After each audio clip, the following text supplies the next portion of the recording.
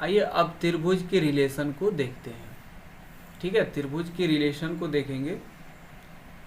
देखिएगा इस त्रिभुज में कितने रिलेशन संभव है वो सारी चीज आपको हम बताएंगे।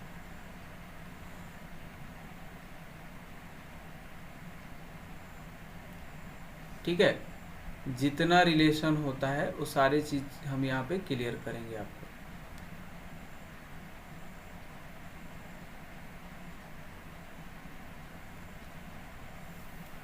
ये देखिए, हमने फिर से एक त्रिभुज लिया।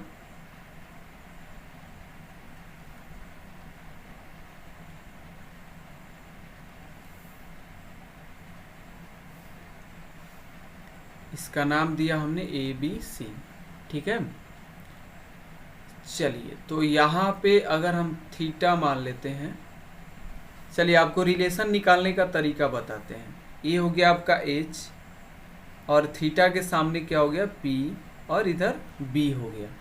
रिलेशन समझ लीजिए कैसे निकालेंगे। मान लीजिए कि एक परिवार हो गया, त्रिभुज जो है एक परिवार हो गया। इसमें कितने सदस्य हैं? 3 सदस्य हैं। कौन कौन है? H, P और B। ठीक है, ये 3 सदस्य हो गया।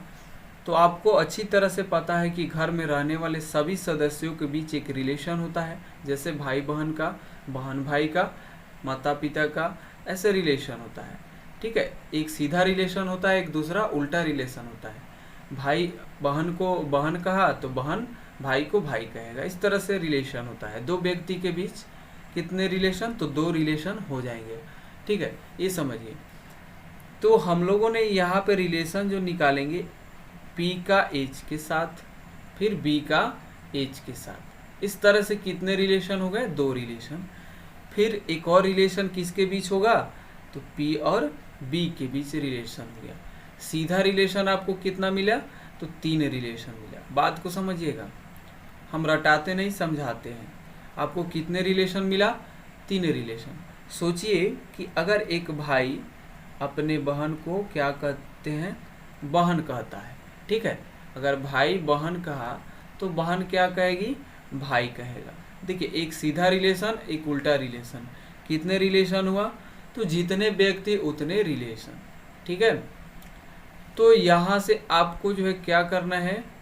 सीधा आपको 2 से गुना करना है, यानी कितने रिलेशन हो जाएंगे? 6 रिलेशन। आप अगर P और H के बीच रिलेशन निकालते हो, P और H के बीच, तो H और P के बीच रिलेशन भी हो जाएगा। इसी तरह से B और H के बीच, H और B के बीच, फिर P और B के बीच और B और P के बीच, यानी 6 ठो रिलेशन आपको मिल जाएगा यहाँ पे। और वो 6 रिलेशन कौन कौन होगा? ये देखिए। देखिए, सबसे पहले हम लोग जानेंगे कि पहले जो है नाम जो दिया गया था साइन, उसके बाद कोसाइन, टेंजेंट, पूरा नाम हम लिख के बता रहे हैं। इसका उल्टा होता है कोटेंजेंट। ठीक, उसके बाद सेकेंट, उसके बाद कोसेकेंट। ठीक है, ये देखिए, तो साइन के जो अपोजिट होगा कौन होगा? कोसेकेंट होगा। कोसाइन का अपोजिट कौन होगा? तो सेकेंट होगा। और टैन का अपोजिट कौन होगा? तो कॉट होगा। बात को समझ गए? इसका हिंदी अगर देखिएगा तो साइन का होता है जया। ठीक है, कोसाइन का होता है को जया, टेंजेंट का होता है स्पर्श जया, स्पर्श जया। ठीक है, स्पर्श जया।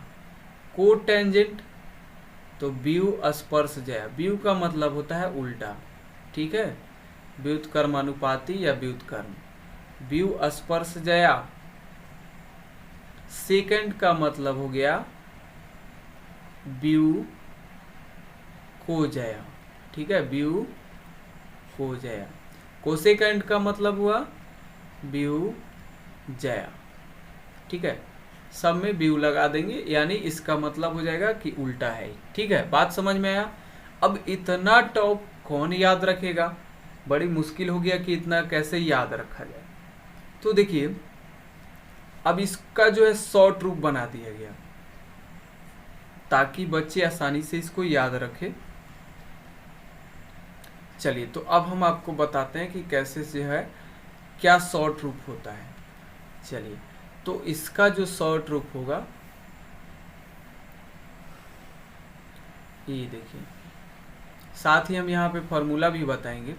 और इसको क्या बोलते हैं, त्रिकोणमितीय अनुपात बोलते हैं। क्या बोलते हैं, त्रिकोणमितीय अनुपात बोलते हैं।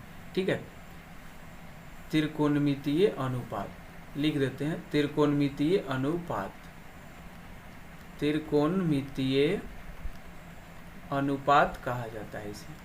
ठीक है, त्रिकोणमितीय अनुपात। चलिए तो शॉर्ट रूप क्या होगा साइन का, यहाँ से ई हटा दिया गया, यहाँ से शुरुआत कर रखा गया और अंतिम से 2-3 लेटर हटा दिया गया, तो ये हो गया आपका साइन।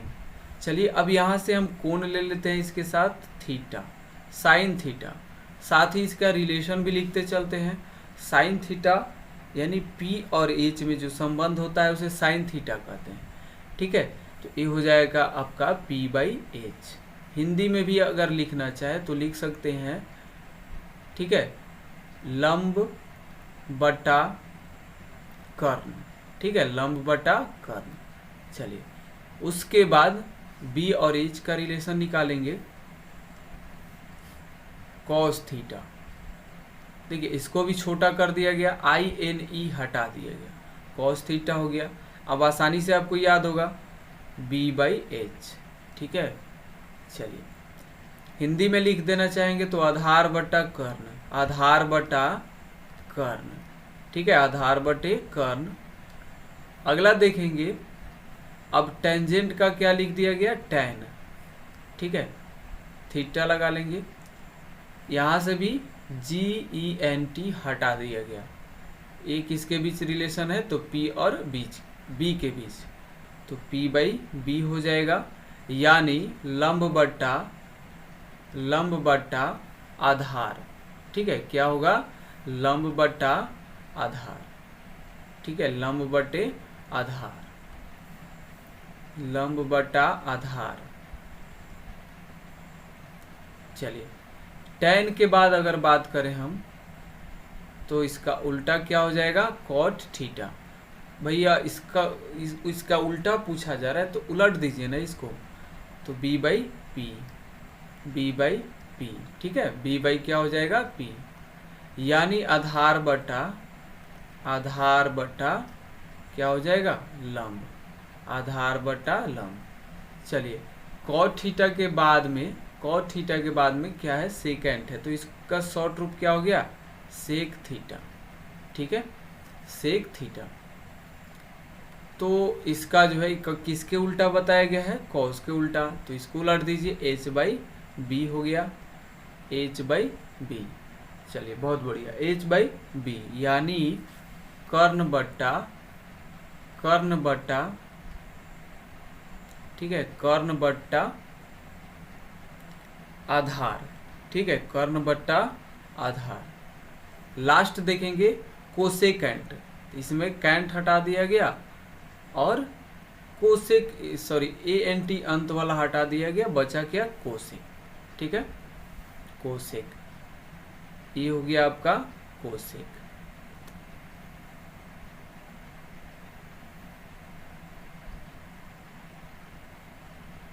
देखिए आपको इधर दिखाई नहीं दे रहा होगा, हम लिख देते हैं इधर, ये थोड़ा सा ऊपर कर लेते हैं इसे।